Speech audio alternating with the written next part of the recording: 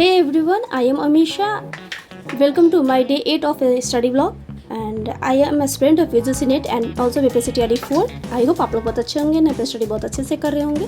जैसा कि आप लोगों को पता है कि हमें सुनने में आया है कि हमारा इंग्लिश का पेपर भी शायद लीक हो चुका है, क्योंकि उसमें बहुत सारे कंटेंट क्वेश्चंस जो है वो PYQ से बहुत ज़्यादा मैच किए हैं।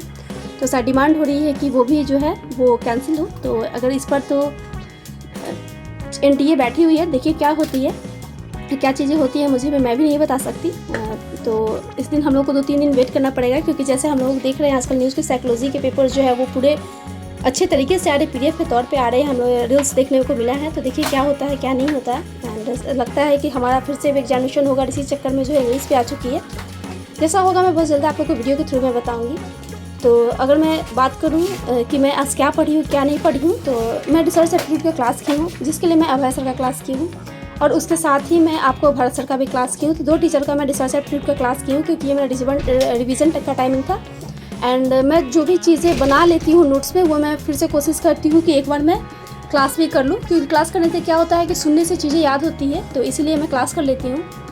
और उसके बाद मैं जो हूँ कम्युनिकेशन का भी क्लास की हूँ आज, न्यू टॉपिक, क्योंकि उसका आप लोगों को पता है कि मैं कम्युनिकेशन का जो है नोट्स प्रिपेयर कर रही थी। तो मेरा कम्युनिकेशन का नोट्स कुछ बाकी था, तो मैं सोची कि नहीं, पहले मैं कम्युनिकेशन का एक काम करती हूँ, क्लास कर लेती हूँ एंड उसके बाद ही मैं फिर से अपना नोट्स प्रिपेयर करूँगी।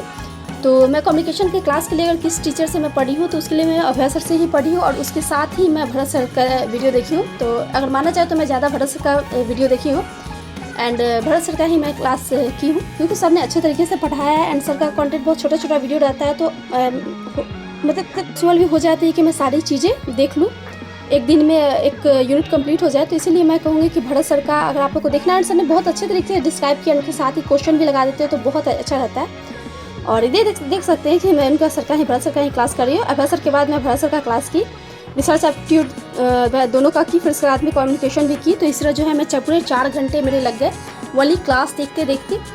एंड उसके बाद जो है मैं अरिहंत की बुक पढ़ना स्टार्ट की, क्योंकि अरिहंत की बुक में जो है मैं एलिजाबेथन ड्रामा पढ़ रही थी एरा का। तो वो मैं चीज़ें याद कर ली, क्योंकि उसमें बहुत सारे क्वेश्चन हैं, मैं नहीं चाहती कि मैं एक बार याद कर लूँ फिर मैं चीज़ें भूल जाऊँ, तो इसलिए मैं उसको रिवीजन भी करती रहती हूँ। और अभी तक मेरा कंप्लीट नहीं हुआ है, क्योंकि अरिहंत की अगर आप बुक में देखेंगे तो पहले आपको ओल्ड इंग्लिश लिटरेचर दिए हुए, फिर जो है एलिजाबेथन एरा से स्टार्ट किए ड्रामा में। तो ड्रामा का जो ओरिजिन हुआ है वो सारा दिया हुआ है, जिस एरा तक कितने बनाए हैं ऑथर्स, वो सारे के बारे में दिया है। तो इसलिए थोड़ा पढ़ना उसे बहुत ही लेंदी लग जाता है। मुझे लगता है कि अगर मैं बात करूँ कि ड्रामा से क्वेश्चंस कितने हैं, तो 500 to 600 क्वेश्चंस अरिहंत की बुक में होंगे, वही ड्रामा के क्वेश्चन, जिसमें आपको जितने भी सारे सेट के एग्जामिनेशन हैं या UGC में पूछे गए सारे क्वेश्चन अवेलेबल है, तो इसलिए सही रहता है। एंड उसके बाद भी मैं फिर से क्लास ढूंढने स्टार्ट कर दी, जो कि आपका था सॉरी मैं बताना भूल गया, लैंग्वेज का, क्योंकि मैं लैंग्वेज भी पढ़ी हूँ। आज लैंग्वेज में मैं बात करूँ लैंग्वेज पेपर 2 का, क्योंकि यूनिट 5 में पढ़ना स्टार्ट की हूँ, क्योंकि मेरा ऐसा मानना है कि यूनिट 1 और यूनिट 2, यूनिट 3, यूनिट 4 ये सब 4 यूनिट ऐसे हैं जिसमें आपको बहुत ही टाइम देना पड़ेगा, क्योंकि drama, poetry, fictional, short story ये सब बहुत ही लंबा है और इसे याद करने में आपको बहुत टाइम लगेगा। तो प्लीज़ आप लोगों को भी मैं बोलूँगी कि पेशेंस के साथ याद कीजिए।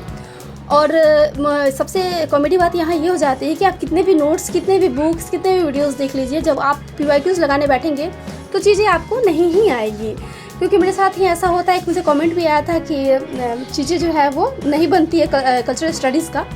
तो ऐसा नहीं है कि वो आपके साथ ही होता है, वो मेरे साथ भी ऐसा ही होता है कि मैं भी जब सारे चीज़ें पढ़ लेती हूँ उसके बाद मैं PYQs लेने जाती हूँ, तो PYQs आते ही नहीं है। तो ये चीज़ें हो जाती है, तो इसीलिए करवाने की बात नहीं है, सब चीज़ें आराम से हो जाएगी, ज़्यादा टेंशन की बात नहीं है, आराम से पढ़िए। एंड मैं आपको कहूँगी कि पहले आप थ्योरी को कंप्लीट कीजिए। बहुत सारे लोग बोलते हैं कि वही PYQs पढ़िए, लेकिन मैं आपको ये कह देती हूँ कि PYQs को आप एनालाइज़ कीजिए, लेकिन उसके साथ ही आप ये भी कोशिश कीजिए कि आखिर किस टाइप्स के क्वेश्चन ज़्यादा आते हैं, बस इसलिए। और उसके बाद थ्योरी कंप्लीट कीजिए, क्योंकि जब तक बेस कंप्लीट नहीं हुआ तब तक PYQs क्वेश्चन नहीं आएंगे, समझ में ही नहीं आएंगे, तो आपको रट्टा मारना पड़ेगा। एंड हर चीज़ों को आप रट्टा नहीं मार सकते, कुछ चीज़ों को आपको समझना भी पड़ता है, याद भी करना पड़ता है। तो इसलिए मैं कहूँगी कि आप एक बार मतलब थ्योरी पढ़िए, उसके बाद PYQs पढ़ाइए। एंड लेकिन ऐसा नहीं कि थ्योरी को ही आप 4 महीने पढ़ते रह जाइए, थ्योरी को आप बहुत कम पढ़िए, PYQs को ज़्यादा पढ़िए। और उसके बाद लास्ट में सबसे पहले मैं दानिश सर का क्लास की, जो कि क्लास करने के बाद मैं बुक भी पढ़ी। तो मैं क्लास भी की थी, तो ये पॉलिटिकल साइंस का थी एंड इकोनॉमिक्स का है। और उसके साथ मैं याद भी सर का यही चीज़ें की हूँ, इकोनॉमिक्स एंड पॉलिटिकल साइंस। उसके बाद नेक्स्ट टॉपिक जो है मेरा साइंस आ जाएगा। साइंस में आपको सबसे पहले फिजिक्स दी हुई है बुक में, तो इस तरह मेरी सारी स्टडी कंप्लीट होती है।